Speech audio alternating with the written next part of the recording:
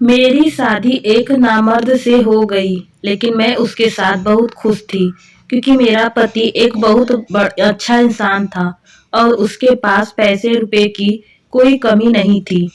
एक दिन मुझे चक्कर आया तो मेरा पति मुझे डॉक्टर के पास लेकर गया। चेकअप के बाद पता चला कि मैं प्रेग्नेंट हूँ। मेरे प्रेगनेंसी की खबर सुनकर मेरे पति ने जो मेरे साथ किया वह सुनकर तो आपके रोंगटे खड़े हो जाएंगे। मेरा पति नामर्द था, लेकिन शादी के 2 महीने बाद ही मैं पेट से हो गई और यही बात मेरी जिंदगी के लिए सबसे बड़ी सजा बन गई। और जब मुझे पता चला कि यह बच्चा किसका है तो मेरे सर पर आसमान गिर पड़ा। कभी कभी सब कुछ इंसान के सोच कर पार होता है और मेरे साथ भी कुछ ऐसा ही हुआ।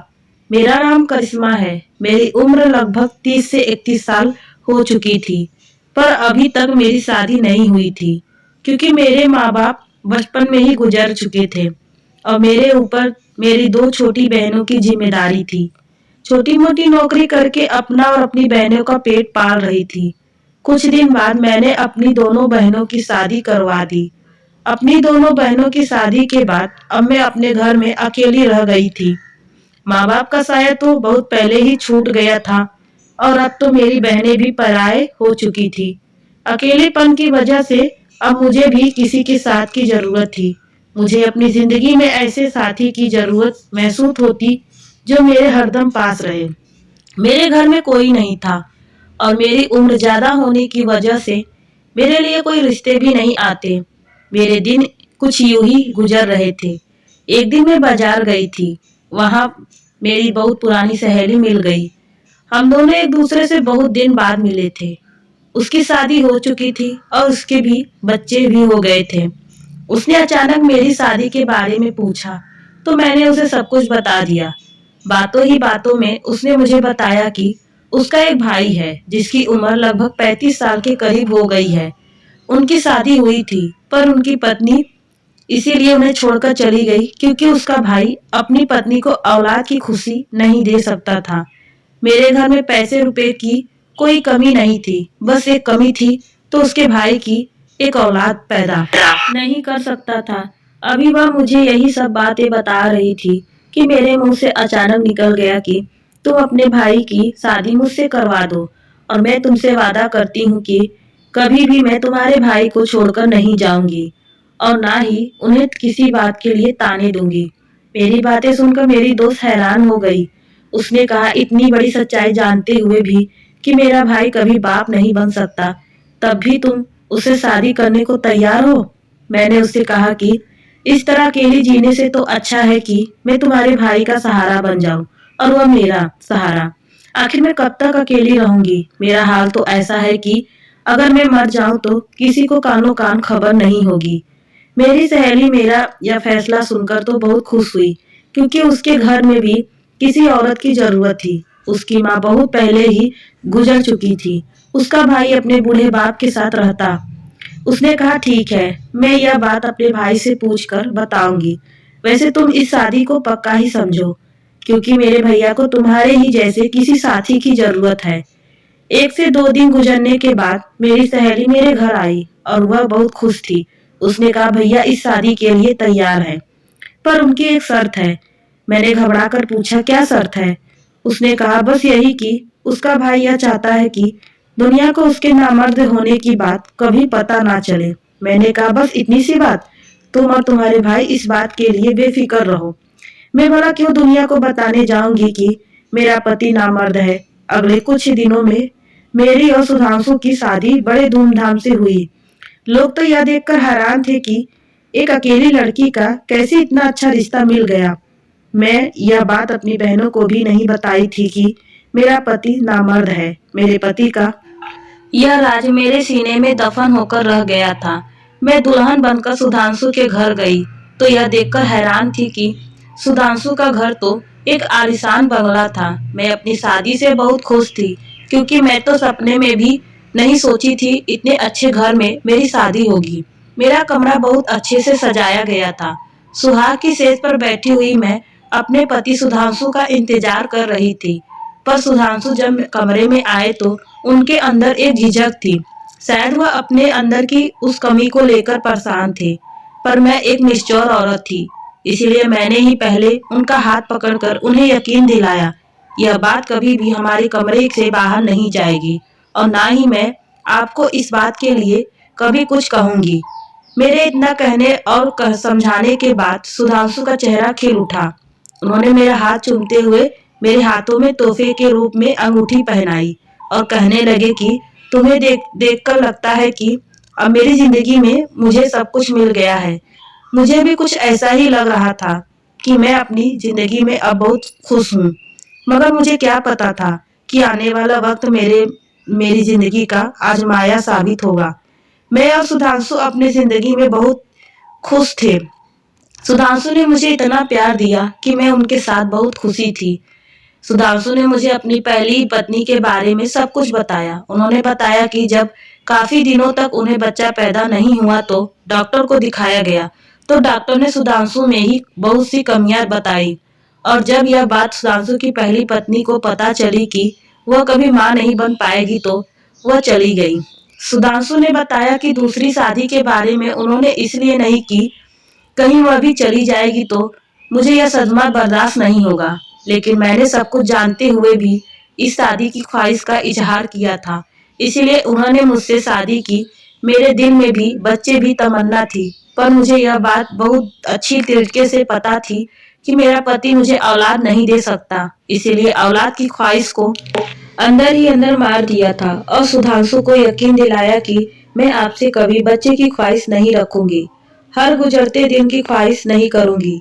हर गुजरते दिन के साथ में सुधांशु के घर में अपनी जगह बनाती जा रही थी। मैं सुधांशु और उनके पिता की खूब सेवा करती।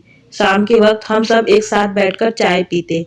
सुधांशु को ऑफिस से आने में लेट हो जाता, इसीलिए मुझे बोरियत महसूस होती, तो मैं अपने ससुर जी से बातें करती। उनका भी दिल बहल जाता और मेरा भी वक्त गुजर जाता। मेरी शादी को 2 से 3 महीने गुजर चुके थे, पर कुछ दिनों से मुझे मेरी तबीयत ठीक नहीं लग रही थी। एक दिन हम सब खाने के टेबल पर बैठे हुए थे, तभी अचानक मुझे चक्कर से आया और मैं गिरते गिरते बची। मेरी हालत को देखकर सुधांशु ने मुझसे कहा लगा, तुम बहुत कमजोर हो गई हो, अपने खाने पीने का तो ख्याल रखती नहीं हो।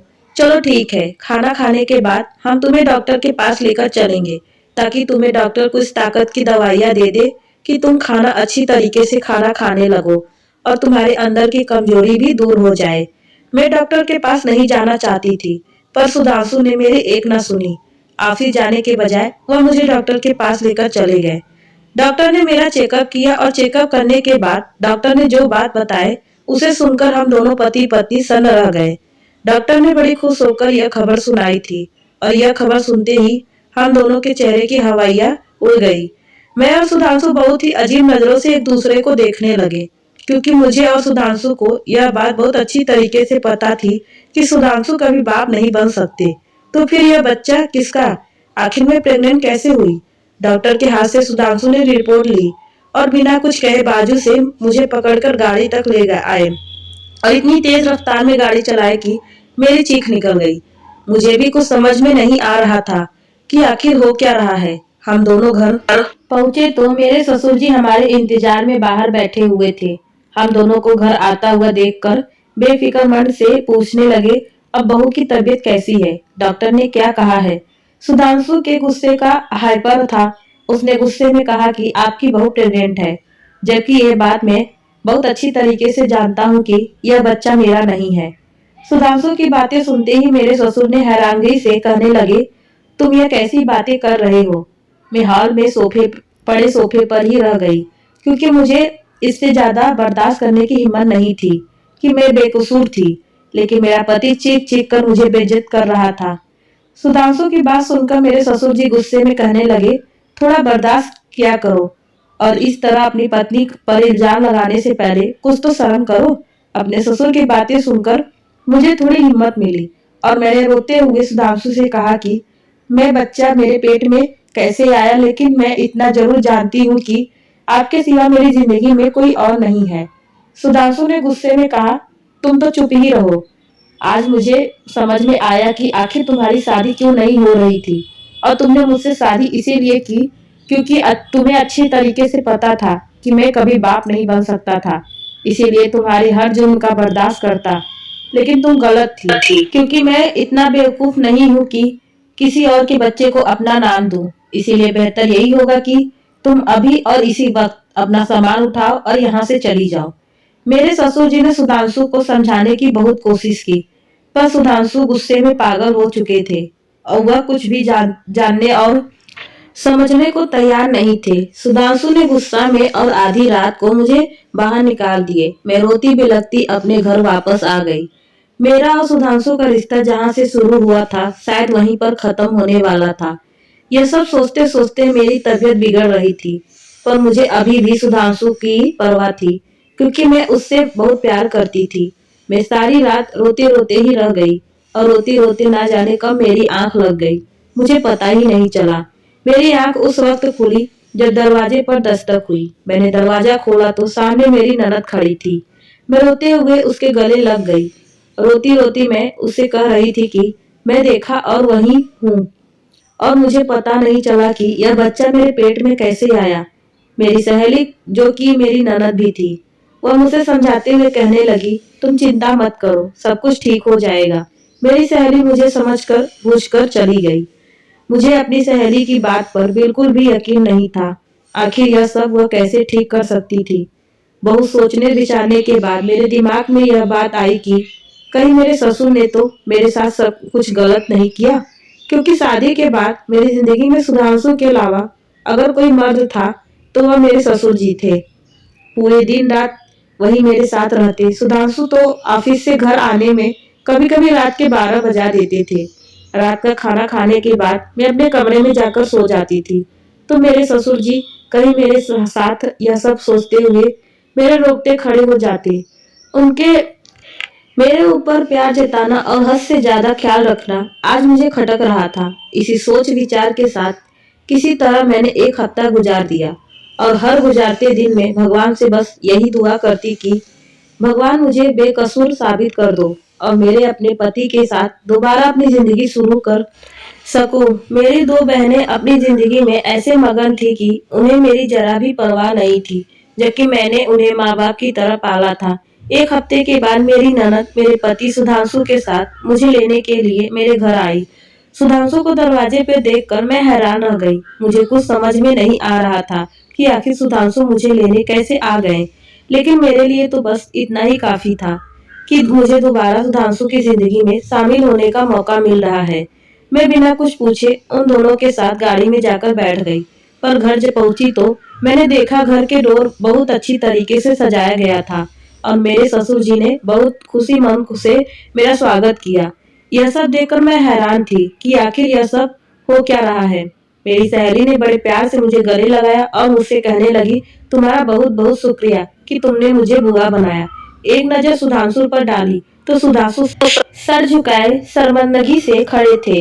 मेरी सहेली यानी कि मेरी ननद सारा सच मुझे बताने लगी।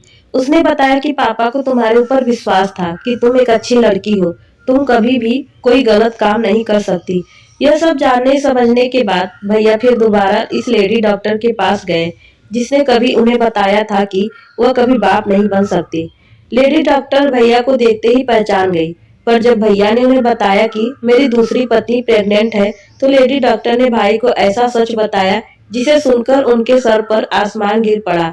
उस लेडी डॉक्टर ने बताया कि भाई के अंदर कोई कमी नहीं थी। उनकी पहली पत्नी ही भाई के साथ रहना नहीं चाहती थी, इसीलिए वह ऐसी दवाइयां इस्तेमाल करती कि वह कभी प्रेग्नेंट ना हो, और भाई पर नामर्द होने का झूठा इल्जाम लगाकर इनसे छुटकारा पाना चाहती थी। इसीलिए वह पैसे के दम पर डॉक्टर से भाई की झूठी रिपोर्ट बनवाई की भाई को लगे कि वह कभी बाप नहीं बन सकते। यह सब होने के बाद वह दिन रात भाई को नामर्द होने के ताने देती। इसीलिए तंग आकर भाई ने खुद ही उसे औरत को तलाक दे दी। मेरी से बात कर फिर से सुधांशु की जिंदगी में मौका दे दिया था। नहीं तो मैं इसी सोच के साथ जी रही थी कि आखिर यह बच्चा किसका है। मैं तो अपने ससुर जी पर शक करने लगी थी। सुधांशु मुझे अपने किए की माफी मांगने लगे, लेकिन मुझे उनसे कोई शिकायत नहीं थी, क्योंकि उनकी जगह कोई भी होता तो शायद ऐसा ही करता। मेरे घर आने की खुशी में मैं और सुधांशु ने मिलकर केक काटा था और मेरे ससुर और मेरी सहेली ने हमारे अपने होने का फर्ज निभाया था। मेरे ससुर ने मेरे सर पर हाथ रखकर मुझे बहुत सारी दुआएं दी, पर मैं दिल में शर्मिंदगी महसूस कर रही थी कि कुछ लम्हों के लिए ही सही मैं उन पर शक किया। हमारे रिश्ते कितने नाजुक होते हैं, जिन्हें बहुत प्यार से संभाल कर रखना पड़ता है। कभी कभी इंसान को मामूली सी गलती से हमारे रिश्ते शीशे की तरह टूट कर बिखर जाते हैं। दोस्तों, कहानी कैसी लगी? अच्छी लगी हो तो कमेंट करके जरूर बताइएगा। चैनल को सब्सक्राइब और वीडियो को लाइक शेयर करना मत भूलिएगा। धन्यवाद।